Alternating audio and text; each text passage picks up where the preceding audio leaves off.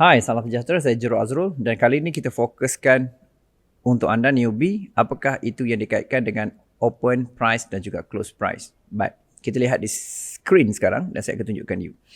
Okey, dalam konteks ni, saya biasanya menggunakan perkataan HLOC. Kan? Jadi, merujukkan OC ni lah rujuk kepada iaitu open price. Okey. Dan ini rujuk kepada close price. Okey, open price. Jadi HL ni high low tu kita bagi kemudian. Jadi dalam kes ni, ini adalah dua perkara yang sangat penting dalam dagangan kita. Jadi untuk close price ni secara asasnya, kita mesti faham dari segi fungsi.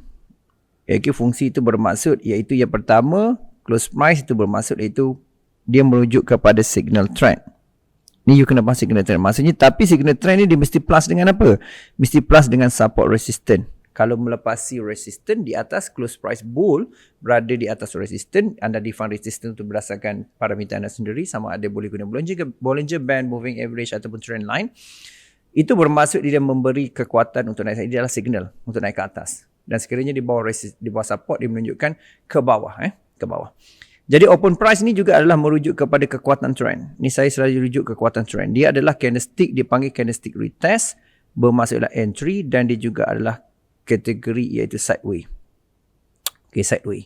Jadi konsep ni lah yang kita kena faham. Maksudnya kalau kita tengok signal trend mesti pada close price. Close price ni menentukan signal trend dan juga kekuatan trend pada iaitu candlestick retest tadi, iaitu open candlestick. Dan dalam kes ni, kalau kita lihat bermaksud kalau you trading kan, kalau you orang newbie trading, kalau you tengok GBUSD let's say sekarang ni, you kena tengok open dan close dia kan. Maknanya okey sekarang ni pukul berapa ni, pukul 5. Pukul 5 tengok 1 jam tu dia buka kat mana. Contoh macam mana buka dia kalau kita masuk setting kita yang full. Saya masukkan contoh satu ialah Bollinger Band. Okey. Jadi kita tengok dia close di atas tu, open kat mana Bollinger Band. So ini sangat penting. Kalau dalam kes yang saya masukkan sedikit lagi iaitu setting kita limited low kan saya masukkan cepat-cepat Ini sepatutnya you dah tengok daripada awal. You belajar je, you cuba masukkan fikiran je walaupun you tak berapa tangkap untuk peringkat awal ni. Tetapi ini insya-Allah akan bantu you untuk boleh analisa dengan lebih baik akan datang. Tapi poin utama saya ialah you memahami apakah konsep-konsep asas dia dulu.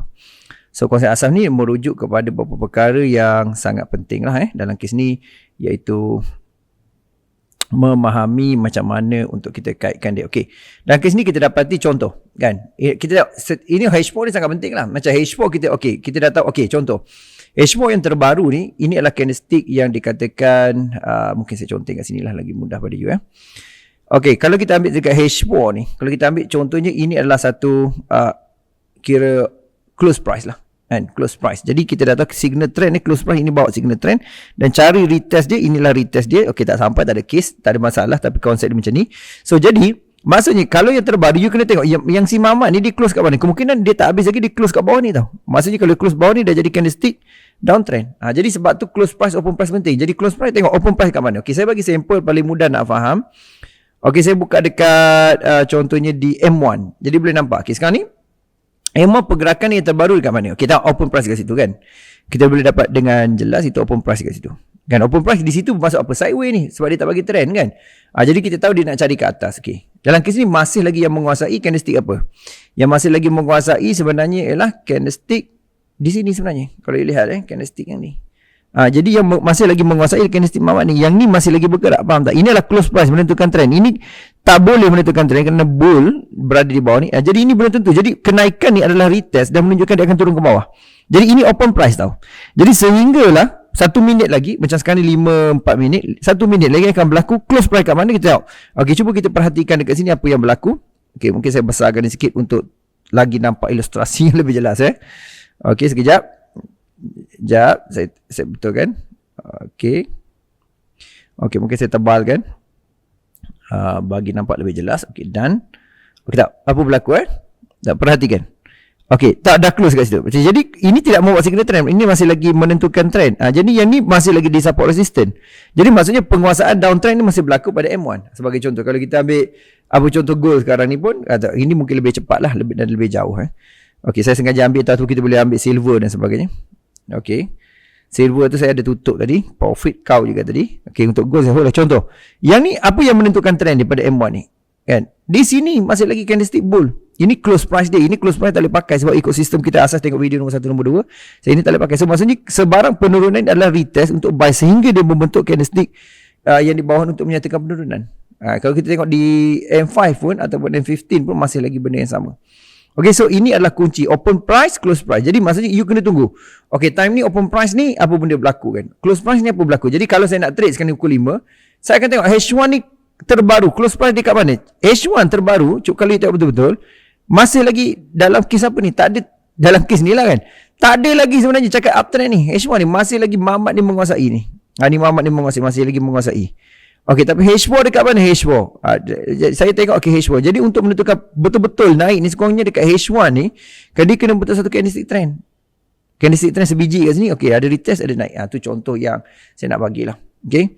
So video ni ringkas tapi dia ringkas-ringkas pun sangat penting, iaitu memahami konsep yang saya tulis kat sini, open price dan juga close price. Jadi maksudnya kalau you nak trading kan, you kena tengok latest daripada kanan ke kiri, apakah you punya close price, apakah you open price. Dan kalau macam saya jenis Mamat H4 ke atas, saya akan tengok tau. Okey, setiap 4 jam open dia kat mana, close dia kat mana. Nak tahu pergerakan untuk 4 jam seterusnya kan. Sama juga dengan daily. Setiap pagi you bangun, you kena tengok close price, open price. Itu sangat penting tau. Lepas tu pada Isnin, you kena tengok open price, close price dia dekat mana. Dan kalau you walaupun you dah tengok Isnin pada weekly ataupun you tengok pada monthly, you kena tengok juga open price pada weekly dan juga monthly. Pasal dia bergerak kan. Dia masih lagi bergerak walaupun minggu tu open price. Tapi close price tengok kat mana juga. Open price dia tengok kat mana juga. Close price dah tetap. Close price, open price tu. Sebab weekly still jalan Isnin, Selasa, Rabu, Khamis tu dia masih lagi bergerak. So sebab tu kita kena tengok top down konsep dia. Okay, so jumpa lagi. Terima kasih. Saya akan cuba bagi video yang mudah-mudah lah sebenarnya untuk you channel. Dan ini akan bantu you buat decision dengan lebih baik. Jumpa lagi. Salam hormat. Dan please komen di bawah ni apa you belajar dan apa you nak tahu lagi. Ataupun perlu penjelasan lebih detail. Dan pada sama juga please like dan juga share video ni. Dan ajak kawan-kawan lain. Jumpa lagi. Salam hormat.